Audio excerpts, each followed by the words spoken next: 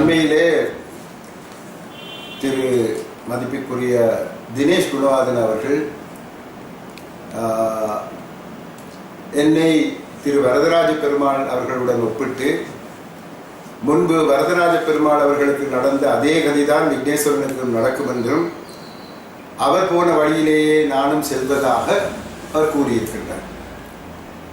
தினேஷ் குணவாதனவை நான் மிகவும் மதிக்கும் ஒருவர். காரணம், அவர் படித்தவர்.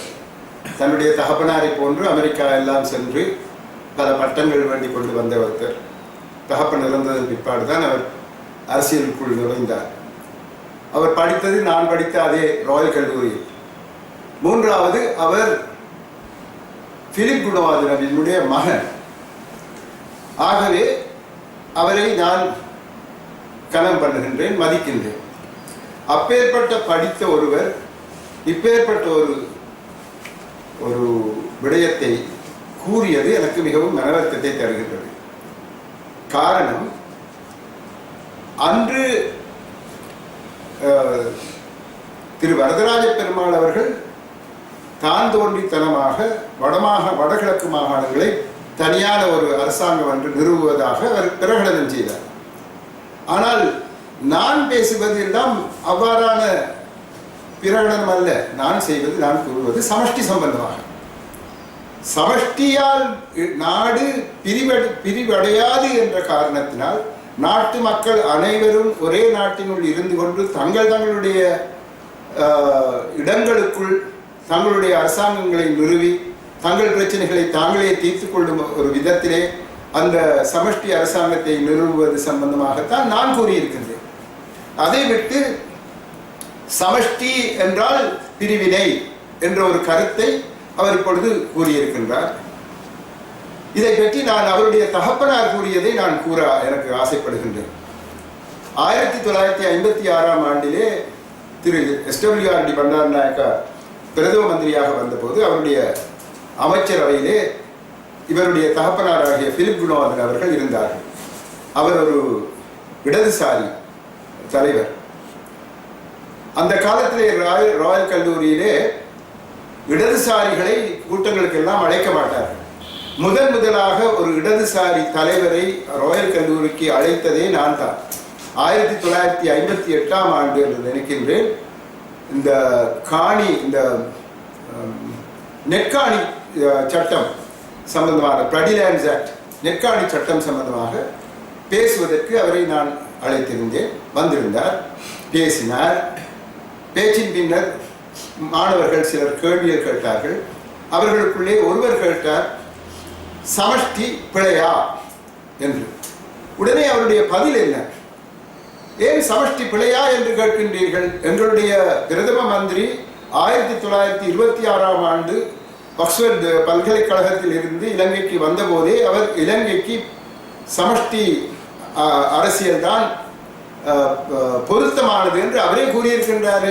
ஆகவே சமஷ்டியை எதற்காக அவ்வாறு கேட்கின்றீர்கள் என்று திருப்பி கேள்வி கேட்டார். அத்துடன் அந்த கேள்வி முடிந்துவிட்டது. அடுத்த கேள்விக்கு போய்விட்டார்கள்.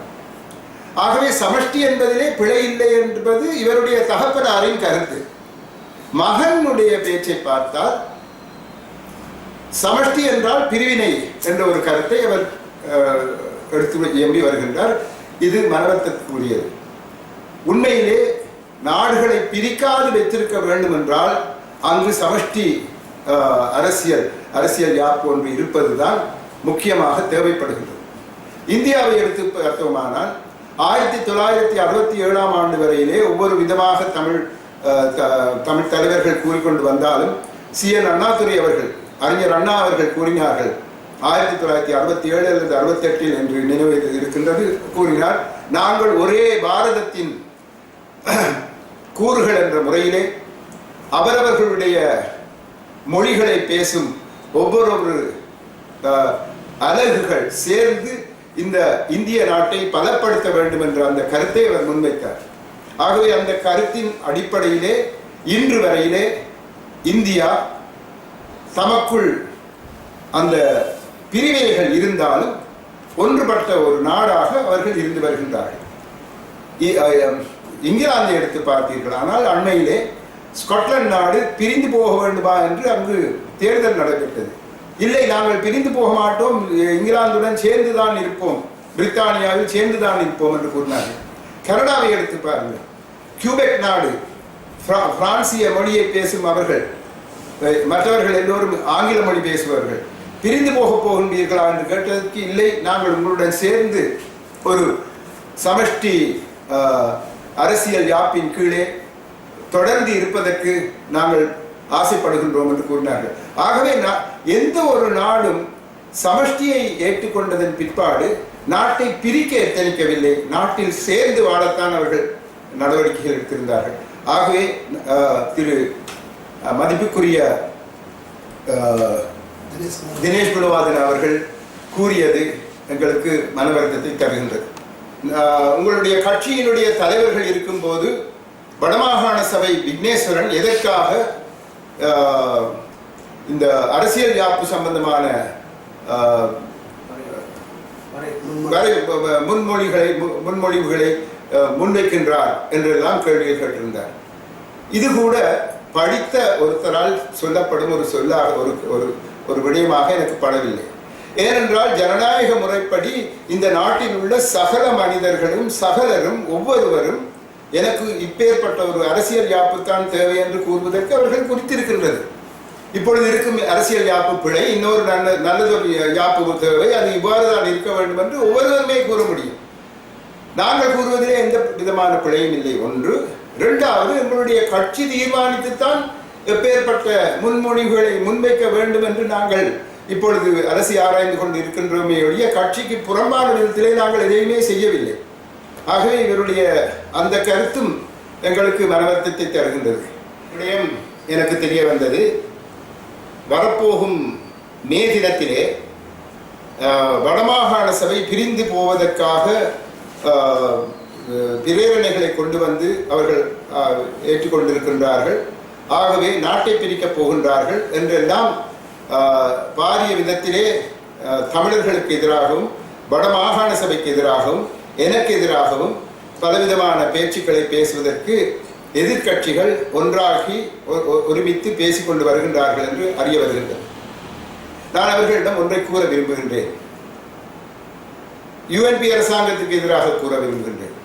அதாவது சந்திரிகா அம்மையார் நாட்டுக்கு ஒரு நல்லதை செய்வதற்காக எங்களுடைய சிறுபான்மையினருக்கு நன்மை செய்வதாக ஒரு அரசியல் யாப்பை கொண்டு வந்த போது அதனை 2001 ஏதோ ஒரு வருடத்திலே யுஎன்பி அரசாங்கத்தினர் எரித்தார்கள். அந்த அந்த அந்த ஆவணங்களை எடுத்து எரித்தார்கள் பாராளுமன்றத்திலே.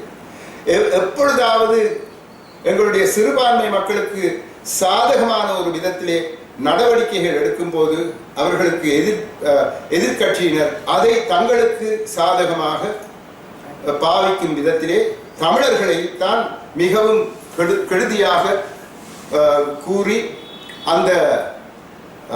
அந்த மாற்றங்களை ஏற்படுத்தாது விடுவது மட்டுமல்லாமல் மக்களுக்கு பிரச்சனைகளையும் ஏற்படுத்துகின்றார்கள். 1983 நடந்தவை எல்லாம் இப்பேற்பட்ட பேச்சுக்களால் ஏற்பட்டவை. ஆகவே நான் இவர்களிடம் கேட்டுக்கொள்வது என்னவென்றால், மே தினத்திலே இந்த அரசாங்கத்தினுடைய எந்த பிரச்சனைகள் இருந்தாலும் அவர்களுடைய குறைபாடுகள் இருந்தால் கூறுங்கள். அதாவது பொருளாதார ரீதியாக அவர்கள் முன்னேறவில்லை என்று கூறுங்கள், சமூக ரீதியாக முன்னேறவில்லை என்று கூறுங்கள், அவர்கள் சொன்னதை செய்யவில்லை என்று கூறுங்கள், அல்லது கல்வி சம்பந்தமாகவோ சுகாதாரம் சம்பந்தமாகவோ இந்த கிருஷியம் சம்பந்தமாகவோ ஏதாவது ஒரு விஷயத்திலே அவர்கள் செய்த பிழைகள் எல்லாத்தையும் எடுத்து காட்டுங்கள், அதிலே பிழை இல்லை. ஆனால் எதற்காக தமிழ் மக்கள் சம்பந்தமாக அதைத்தான் வைத்து வைத்து வைத்து ஒரு அரசியல் ஆயுதமாக பாவித்து சிறுபான்மையினருக்கு கெடுதியை கொண்டு வருகின்றீர்கள் என்று கேட்டு வைக்கின்றேன். இப்பேற்பட்ட பேச்சுக்களை நண்பர் திரு தினேஷ் குணவாதன் அவர்கள் பேச மாட்டார் என்று நம்புகின்றேன். அதாவது மே தினத்திலே அவ்வாறு பேச மாட்டார் என்று நம்புகின்றேன். அவர் கூறியது பிழை என்பதை அவர் இப்பொழுது உணர்ந்து கொண்டிருப்பார் என்றும் நம்புகின்றேன். நன்றி.